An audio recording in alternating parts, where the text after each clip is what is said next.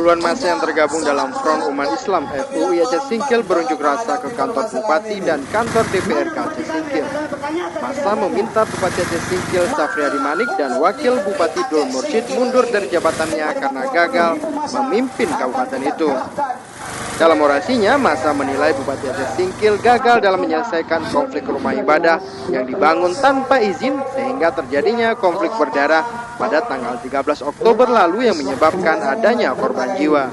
Bupati harus dituntut mundur karena telah gagal merasa memberikan nyaman, aman, damai dan tentram setelah pasca tanggal 13 Oktober lalu, yang dimana masyarakat Aceh Singkil ketakutan, mereka sembunyi. Korban nyawa Bupati hanya diam, tidak ada tindakan apapun dari Bupati sendiri. Setelah bertemu dengan Sekda Aceh Singkil Azmi, massa selanjutnya berorasi ke kantor DPRK Aceh Singkil.